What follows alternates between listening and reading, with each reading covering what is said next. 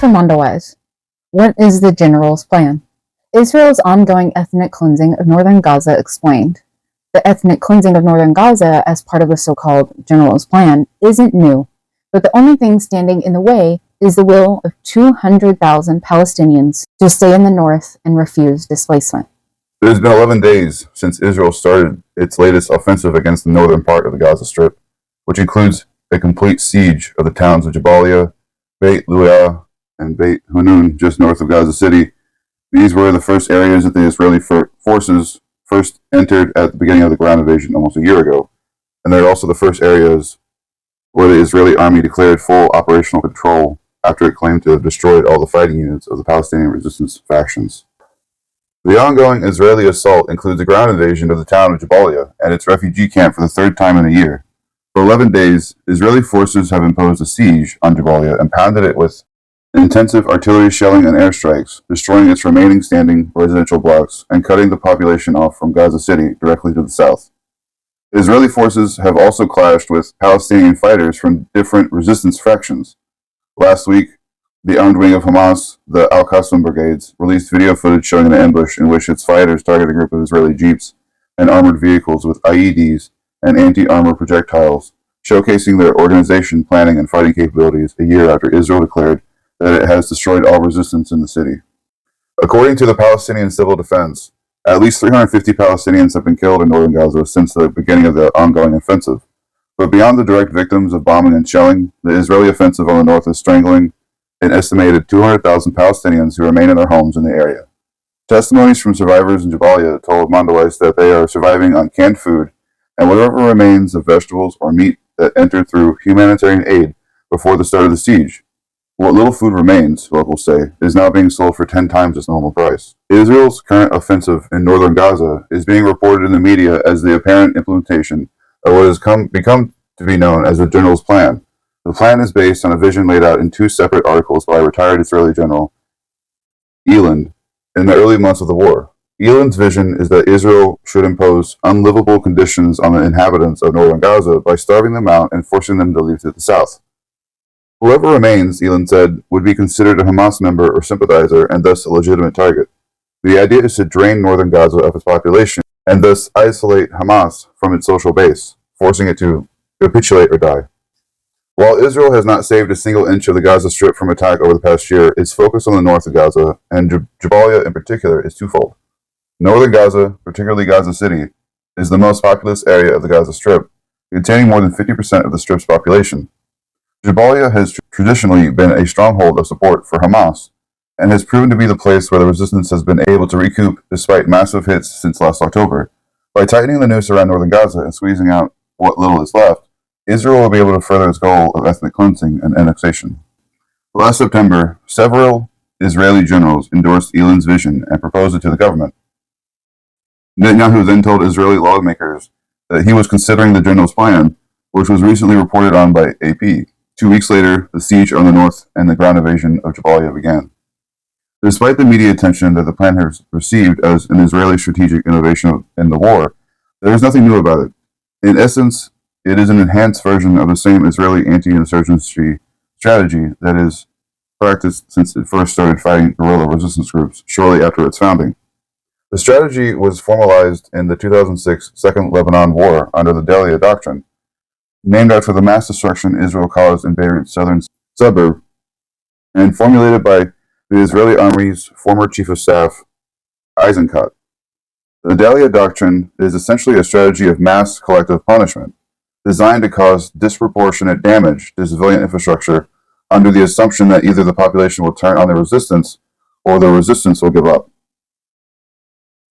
However, Eland's vision has another component not encompassed by the Dalia Doctrine, the forcible transfer of the population through the constant bombardment and starvation, forcing them to leave or die.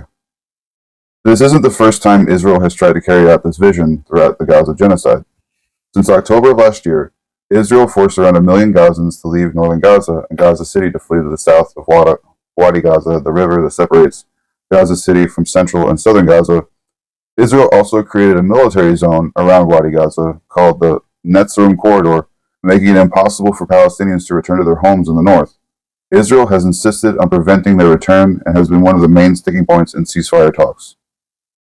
Israel maintains this position, ironically, as it wages a second war on Lebanon, with the stated objective of returning Israelis to the north, which has largely been evacuated since the start of the war due to the support front launched by Hezbollah on October 8, 2023. The unspoken component of the general's plan in northern Gaza, however, relates to Israel's desire to resettle Gaza. In other words, to replace the Palestinian population with an Israeli settler population, which would mean the eventual annexation of northern Gaza to Israel proper. In January, a group of Israeli settlers organizations celebrated a conference in Jerusalem attended by thousands of settlers to voice their demands to be allowed to move to Gaza. In the conference, Danilo Weiss, a leader figure of the hardline settler movement, said in a speech that neither Hamas nor the PLO, nor the UN, nor UNRWA, but only Jews can rule Gaza. In an interview with Israeli media, Weiss called for erasing Gaza and letting Israelis move there so that they can see the sea. The conference was also attended by Israel's National Security Minister, Itamar Ben-Gvir, one of Prime Minister Benjamin Netanyahu's key allies, who endorses Weiss and the demands of the settlers. Even this implicit aspect of the general's plan is not particularly novel. The depopulation of Palestinian land with the object of replacing the native population with settlers has been the essence of the Zionist project since its inception. What Israel is trying to do in Jabalia and northern Gaza is a continuation of what the Zionist movement did in 1948 and has continued to do more gradually ever since. The general's plan is a condensation of century-long colonial policy. Haifa, Jaffa, Ascalon, Tiberias, and West Jerusalem all used to be northern Gaza. Today, the southern Hebron Hills and the Jordan Valley, where Palestinians are not allowed to build or graze and are attacked by Israeli settlers, are a less intense version of northern Gaza. The Bedouin villages in the Naqab, which are unrecognized by the state of Israel and live under the constant threat of demolition, are yet another version of northern Gaza. The inaction of world governments, especially the U.S., to stop the realization of the general's plan in Jabalia, Beit Hanun, and Beit Lahiya, suggests that these governments endorse the plan and its larger strategy of genocidal ethnic cleansing. The only thing standing in the way of the general's plan is the decision of more than 200,000 Palestinians to stay in the north and refuse displacement. Despite the bombs, drone attacks, hunger, and brutal siege, the clash of the two wills is the essence of the war for Palestine since 1948. Yeah, they're invading and bombing rubble. There's nothing left of Gaza City. There's nothing left of North Gaza. So they're just bombing people in rubble and invading. It's like if it's like if we in the United States decided that we were going to take reservation land back from Native Americans and just started bombing and attacking them and saying that, well, it's our right, the book says we can be here, so it's our right to take this land from you. Those are Native Americans. You already displaced them. Yeah, it'd be like us bombing reservations right now, today. Insanity. And everybody just sitting back and being like, well, they're almost done, so maybe we'll possibly, if they don't behave in 30 days, like if they're not, done wiping them out in 30 days, then we'll pretend like we're going to do something as long as you vote for us. And then once we're in office, we'll just give them some more money and weapons. They're saying now that they'll promise an embargo of Israel's arms after the election. Which means they're not going to do it. Yeah, which means they're just going to keep capitulating to Netanyahu even if they're in office. Yeah. That's all they're going to... Even though she's trying to campaign in Michigan, like you're going to read later, but... Yeah, even her promising like something as timid as that, I guess that's her strategy in trying to get Michigan back. Understand what virtue signaling is. Just look at like Nancy Pelosi. It's when they pretend like they care, but they actually don't do anything policy-wise or in office to make any substantial change. You just described a Democrat. Let's pretend like we're going to do something, but like just not.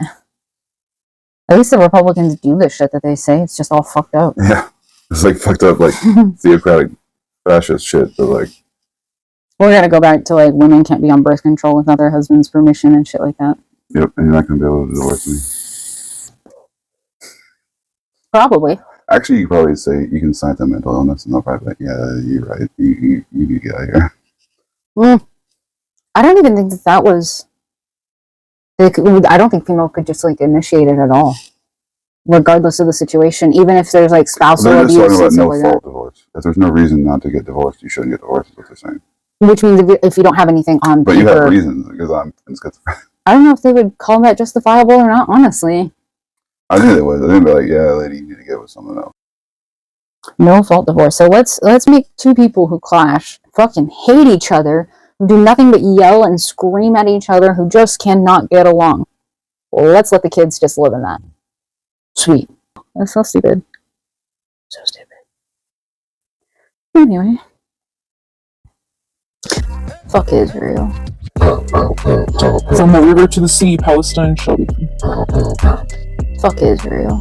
From the river to the sea, Palestine shall be free. Fuck Israel. How do you think Native Americans would act? Seriously, if we started trying to take back reservations, like what would you expect from them? Well, what they would do is probably what the corporate media would say, theism. They'd fight back. Yeah. Just like they've been fighting for their rights since we colonized. Being in America just makes you want to burn down a post office. Maybe not a post office, I like the mail. What about not letting your uranium trucks drive through their land, spreading toxins to their water, possibly destroy those? Oh wait, those things have been happening. Weird. I'm imagining like an old time, like them having bows and arrows compared to guns. That is what I'm imagining, because like they literally used. No, think Red Dawn. No, because like Israel used a 7-year-old kid to defend themselves No, from people throwing rocks. newer Red Dawn movie when they're just like living in the woods and shit. Except they're all Native Americans and they're fucking angry as hell. Yeah, you don't fuck with Native Americans on their land, just like you don't fuck with Palestinians on their land. I would join them. Well, a lot of people would, because they would have every right to fight back. Yeah. It's almost like, colonizing, taking to the string. They have the right to fight back for their areas. There's a lot of examples to use for Americans, which makes me wonder why we don't learn from our mistakes. That's the whole fucking point of history. And I slept through history and I understand that. It's to not repeat your past mistakes, yet we're letting a Holocaust happen in real time while it's live streamed and we just sit back and be like, yeah, but like, the Nazis have a right to defend themselves. Native Americans have the right to defend themselves. Evil U.S., evil empire. That's because capitalism is evil at its core, and there's no such thing as moral capitalism, because you can't have somebody be at the top of capitalism who has morals, because not moral people will make it to the top. That's just, you have to cut throats. It's a dog-eat-dog world is how they refer to corporate offices and stuff like that. Because capitalism at its core, it will always be evil. There's no such thing as a moral capitalism. A very good percentage of CEOs are sociopaths. You can't have morals. It tells you what gets you ahead in this system. Yes. So capitalism, it doesn't work for the middle class. And running on saying that it can is just being ignorant at its core. I'm sorry. I wanted to like him, but you can't be like, I want to fuck Israel and then capitalism works. That's not. Those are both lies. Yeah, I am. Okay, so what the hell's going on? That's where I went, because the moral capitalism thing, because like it doesn't work. There is no such thing. You can't have capitalism. He's talking about Sam Walls is a Keynesian economist. He's ignorant. Yeah, but he's showing Israel folks.